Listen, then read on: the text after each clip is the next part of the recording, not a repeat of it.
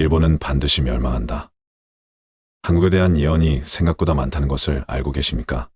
물론 국뽕이라고 생각하실 수도 있겠으나 유독 한국에 대한 예언이 최근 들어 많게 느껴지는 것은 대한민국에 사는 국민이기 때문에 어쩔 수 없이 더 특별하게 느껴지는 탓도 있을 것입니다. 그렇다면 대한민국이 아닌 가까운 이웃나라 일본 역시 자국에 대한 예언이 존재할 텐데 어떤 예언들이 있는지 궁금하지 않으신가요?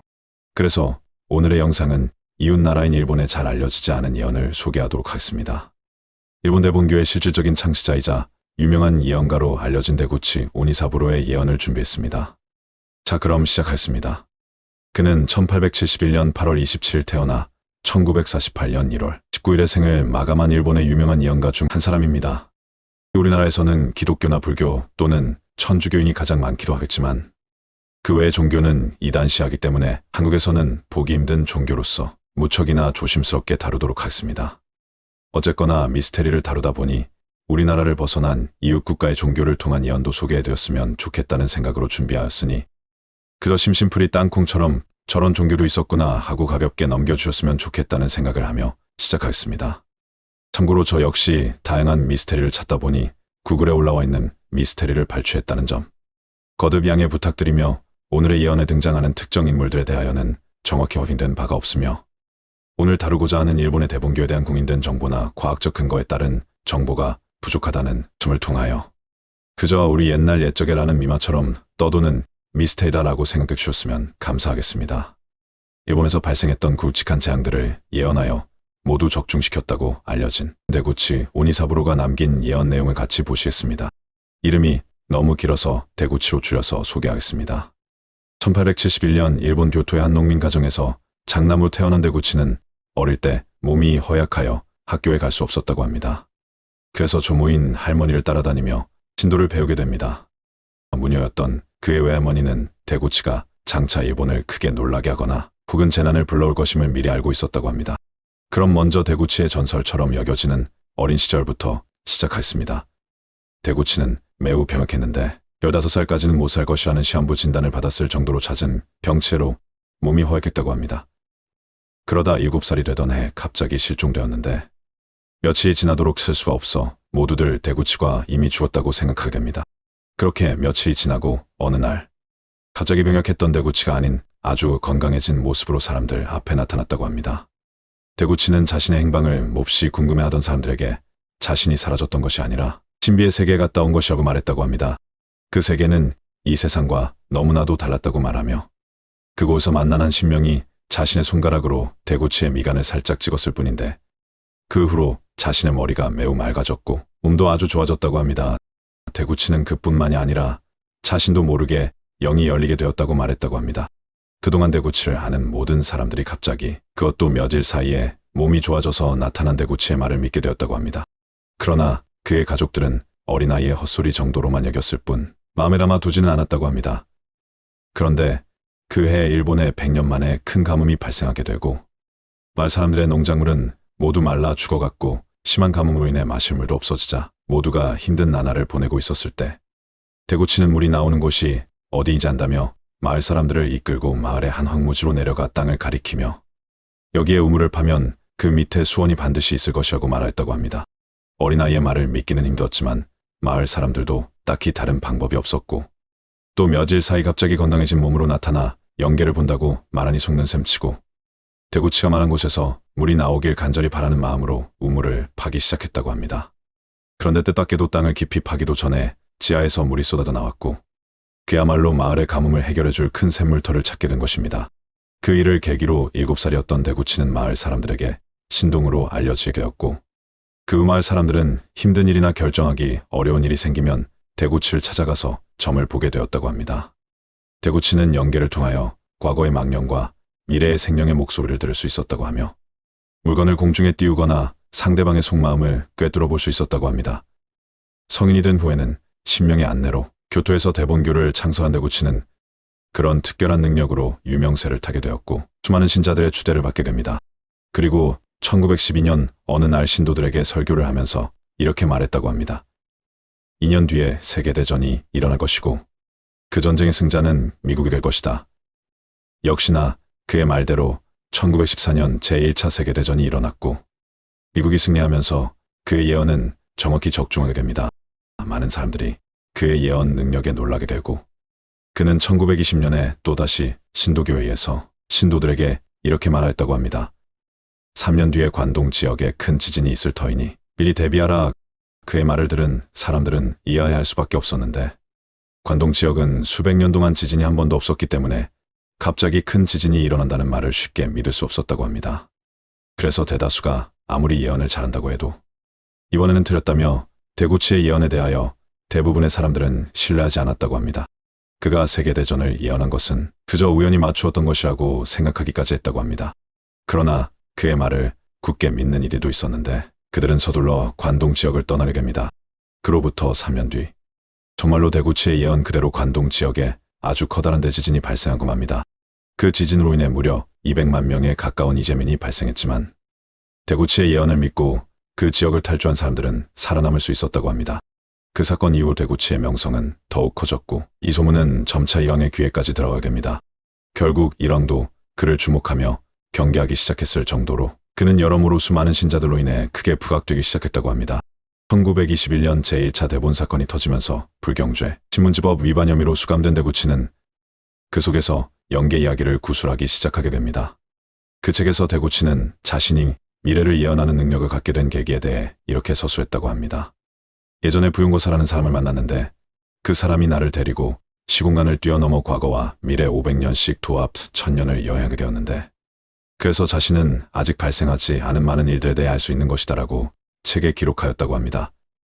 데구치는 자신이 붙잡히던 날, 수많은 언론을 상대로 나는 3년 뒤에 일왕이 떠나면서 사면될 것이다라고 예언하였는데, 그런데 1924년 2월 다이쇼, 일왕이 사실상 퇴임한 후에 데구치는 특별 사면되었고, 데구치의 예언이 그대로 적중하게 되자 일본은 큰 충격에 빠지게 됩니다. 일본 언론들은 신의 죽음을 예언한다 등의 제목으로 데구치가 했던 예언을 크게 보도하였고, 데구치는 이 일로 또 한 번 크게 주목을 얻게 됩니다. 그러나 얼마 안가 그는 요망한 발언으로 대중을 현혹시키는 악기로 불리며 다시 수배되었다고 합니다. 결국 데구치는 악기로 내몰리게 되자 마지못해 중국을 망명하였고, 그곳에서 또다시 몽골의 초청으로 몽골로 건너가게 됩니다. 그리고 그해 6월에 장조린의 습격을 받고 포로로 잡혀 처형되기 직전에 일본인의 신원이 확인되면서 석방이 됩니다. 이때 데구치는 곧바로 일본으로 귀국한 것이 아니라 러시아를 거쳐 귀국하게 되었다고 합니다. 일본에 돌아온 후 어쩔 수 없이 자신의 신분을 숨기고 대본교를 기반으로 한 사회운동단체 쇼와신성회를 설립해 지지자만 800만 명이 넘어설 정도로 광범위한 운동을 전개하게 됩니다. 그러다 1935년에 다시 체포된 데구치는 7년형을 받았는데, 그때 그는 또 한 번 세상을 깜짝 놀라게 할 예언을 하게 됩니다. 내가 출소할 때 일본은 대전이 시작이 될 것이다. 역시나 1942년 데구치가 풀려났을 때 일본과 미국 사이에 과달카날 섬 전투가 벌어졌고, 일본은 그 후 태평양 전쟁에서 패퇴하게 됩니다. 과달카날 섬 전투에서 패배한 것을 본 후에 데구치는 이렇게 말했다고 합니다. 일본의 더 큰 실패는 뒤에 있다. 이번에도 일본의 미래를 예언한 것이 정확하게 들어맞자 일왕도 데구치의 신비로운 능력을 믿은 듯 그를 급하게 불러들이게 하고, 그는 일왕을 만난 자리에서 일왕에게 하루빨리 항복하라고 말하며 일본은 반드시 패망할 것이기 때문에 쓸데없는 항쟁을 하지 말라고 충고했다고 합니다. 또한 항복하지 않으면 조만간 히로시마와 나가사키의 지옥 같은 재앙이 닥칠 것이라고 말하자, 그 말을 들은 일왕에게 호통치듯 혼나며 데구치는 그대로 쫓겨났다고 합니다. 결국 일본은 연이은 패전에서도 끝까지 버티다가 1945년에 히로시마와 나가사키의 원자 폭탄으로 쑥대밭이 됩니다.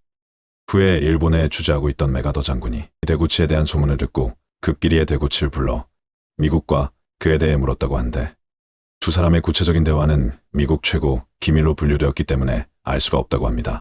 훗날 메가더 장군은 일본의 형법을 개정하였고 데구치를 석방해 주었는데, 데구치는 석방된 후 얼마 지나지 않아 향년 78세의 나이로 사망하였다고 합니다. 대본교의 일부 신도들은 데구치가 살아생전 남겼던 81권의 책을 통한 미래의 일본에게 남긴 예언들을 6가지로 정리하여 세상에 공개합니다.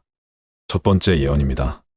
일본에 의해 묶인 한 마리 작은 용이 한바탕 큰 불이 꺼짐에 따라 다시 새롭게 본래의 모습으로 돌아간다. 또한 다시금 가장 중요한 바다의 교량이 될 것인데, 그 시간은 돌아간 곳에 해협 문제가 해결된 후 3년이 되는 해일 것이다. 두 번째 예언입니다. 토기와 사람은 다시 달에 갈 것이다. 그러나 이번에 다시 가는 것은 몇십 년 전의 태양신이 아닐 것이고 몇천 년 전에 존재했던 신기한 알약일 것이다. 세 번째 예언입니다. 과거의 신화는 사실로 바뀔 것이며 신의 혈통에 관한 거짓말들은 모두 들통날 것이다. 네 번째 예언입니다. 거리를 걷는 것들은 모두 금속으로 된 뼈를 가지고 있는 꼭두각시들일 것이며 진정한 인류는 전신이 모두 포장된 채 액체로 가득 찬 관 속에 누워 꼼짝도 하지 못하게 될 것이다. 다섯 번째 예언입니다. 일본의 하늘은 붉은색으로 뒤덮일 것이며 대지는 끊임없이 우르릉거릴 것이고 재난이 온 나라를 뒤덮을 것이다. 열도는 펄펄 끓는 국물에 둥둥 떠다니는 나무잎처럼 떨리다가 침몰할 것이며 결국 일본은 세계에서 완전히 사라질 것이다. 그 시간은 청세경이 검은색 국기를 삼킨 후의 5년이다. 마지막 여섯 번째 예언입니다. 미래의 세계는 총성 없는 전쟁으로 멸망할 것이며 그로 인해 전 세계인의 80에서 90%가 죽을 것이지만 그중 일부는 천국에 갈 것이다. 2020년부터 2030년 사이에 일본은 그동안 읽어보지 못한 대재앙을 겪게 될 것이다. 하늘은 핏빛으로 물들 것이며 땅 위의 초목들은 자라지 못할 것이고 대지는 찢어지고 파괴될 것이다. 수많은 일본인들이 이 재난으로 세상을 떠날 것인데 그 재앙은 세계 종말의 모습과 견줄 수 있을 정도일 것이다. 그 어느 예언보다 직설적이고 상세하게 다루어진 대구치의 예언 6가지를 소개해드렸습니다. 일본인으로서 일본의 완전한 멸망을 예언했다는 것이 흥미롭습니다. 문제는 일본의 멸망이 일어나는 시기에 대해 청세경이 검은색 국기를 삼킨 이후 5년이 한 것이 2023년이 검은 토끼의 해였고 2024년이 청룡의 해입니다. 그렇다면 파란 용의 해인 올해인 2024년이 지난 후부터 5년 동안을 계산하면 2029년이 한 것인데 요즘 들어 일본에 큰 재난이 일어났던 것이 심상치 않은 징조라고 느끼신 분들도 계셨을 것 같습니다. 일부 일본인들도 대구치의 예언이 정말로 적중한 것은 아닌가 하며 불안에 떨기도 한다고 합니다. 물론 그저 흔한 예언으로 치부하는 훨씬 많은 대다수의 사람들이 아무렇지 않은 모습으로 살아가고 있겠지만 그동안의 대구치의 예언들이 사실이라고 한다면 마냥 코웃음 치기에는 살짝 두렵기도 할 것 같습니다. 오늘은 이렇게 대한민국이 아닌 이웃나라 일본의 예언을 소개해드렸습니다. 그러고 보니 한국에 대한 예언들은 모두가 밝고 희망찬 예언들이 대부분인데 반해 일본의 예언은 암울하고 세계 지도에서 없어진다고 하니 대한민국에서 태어나길 정말 축복이구나라는 생각을 하며 오늘의 영상을 마치도록 하겠습니다. 감사합니다.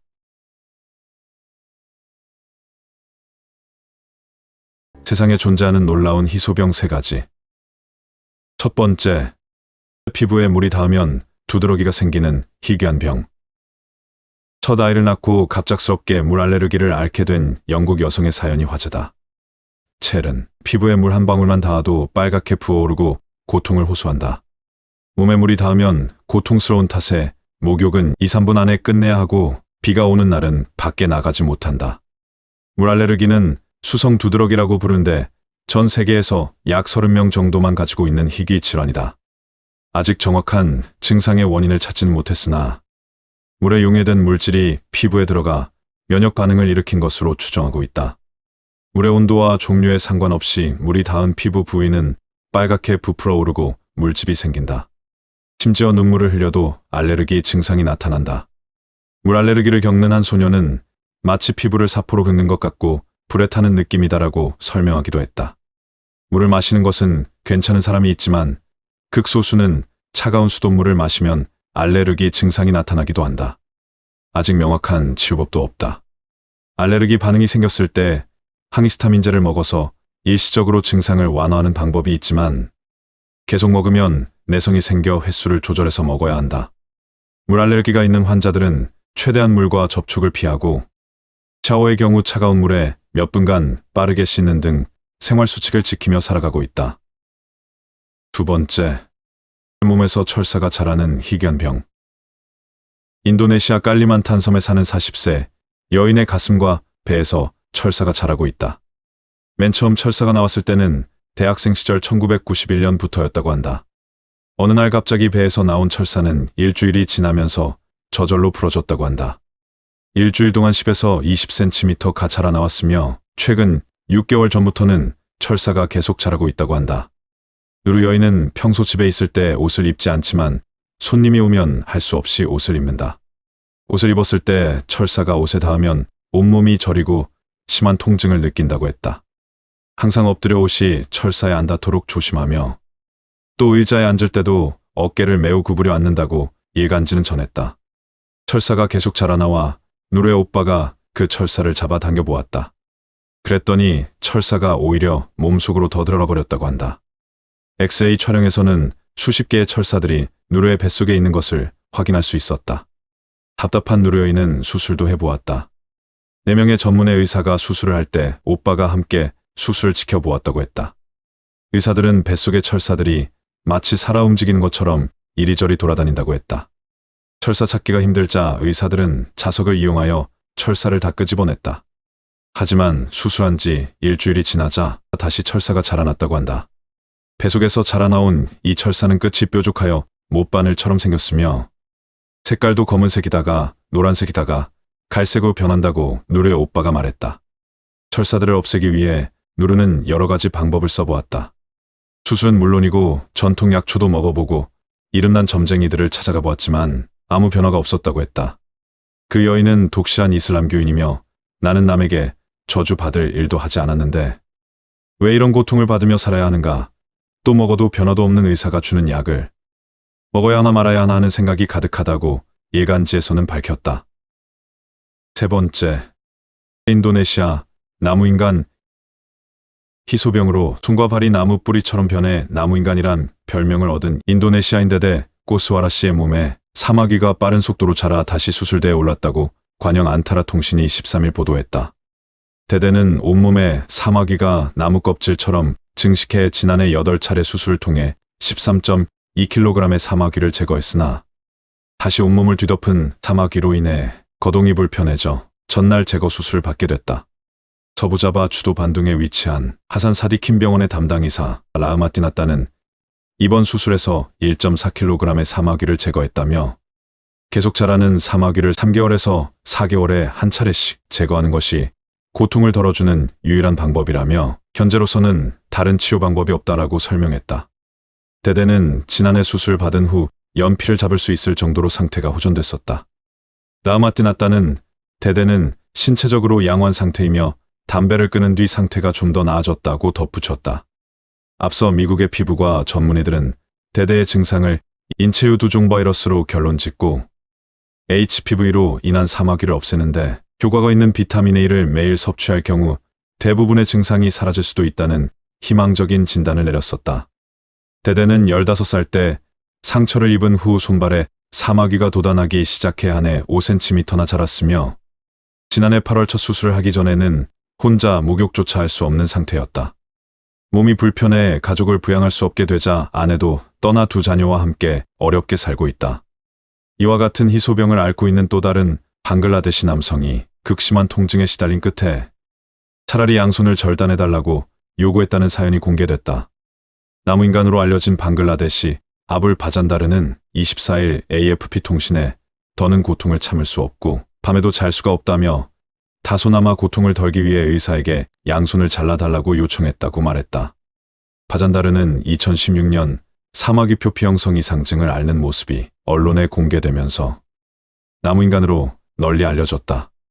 방글라데시 남서부 쿨라에서 인력거꾼으로 일하던 바잔다르는 10대 초부터 손에 사마귀가 나기 시작, 양손 전부와 양발 상당 부분이 나무 껍질처럼 변했다. 이로 인해 노동은 물론 혼자 식사와 양치도 할 수 없게 됐다. 이 질병은 세계적으로 보고된 환자 수가 몇 명 안 될 정도로 희소질환이다. 이 병은 면역 체계 이상으로 인유두종 바이러스에 대한 민감성이 높아지면서 발현하는 것으로 알려졌다. 나무 껍질 같은 사마귀가 자라 손발을 뒤덮는 게 대표적인 증상이다. 이 같은 사연이 알려지자 방글라데시 정부가 비용을 모두 부담하기로 했고 바잔다르는 수술을 받았다. 수술 후 그의 손은 거의 일반인과 비슷한 수준으로 회복했으며 일상활동까지 가능해졌다. 문제는 이후 병이 빠르게 재발, 다시 과거와 같은 상황에 부닥쳤다는 점이다. 2016년 이후 25차례나 수술을 받았지만 결국 제자리로 돌아온 셈이었다. 바잔다르는 외국에 가서 더 나은 치료를 받기를 바라지만 비용을 감당할 수 없다고 말했다. 여기에 최근 증상이 더 나빠지고 질병으로 인한 통증까지 극심해지자 차라리 손을 절단하는 게 낫겠다는 생각까지 하게 된 것이다. 이에 대해 다카대학병원 성형외과 수석의사인 사만타 랄세는 바잔다르는 개인 의견을 제시한 것일 뿐이라며 우리는 그를 위한 최선의 방안이라면 어떤 것이라도 할 것이라고 말했다. 현재 이 질병에 대한 확실한 치료법은 없는 상황인 것으로 알려졌다. 앞서 인도네시아에서는 환자의 사마귀를 외과적으로 제거했지만 빠른 속도로 재발했고, 네덜란드 환자는 방사선 치료를 했지만 부작용으로 암이 발생했다. 그렇다면 이렇게 고통스러운 질병은 언제쯤 치료제가 나올까? 하루빨리 좋은 치료제가 나와서 누구나 고통 없이 행복한 삶을 누렸으면 좋겠다는 생각을 하며 오늘의 영상을 마무리 짓겠다.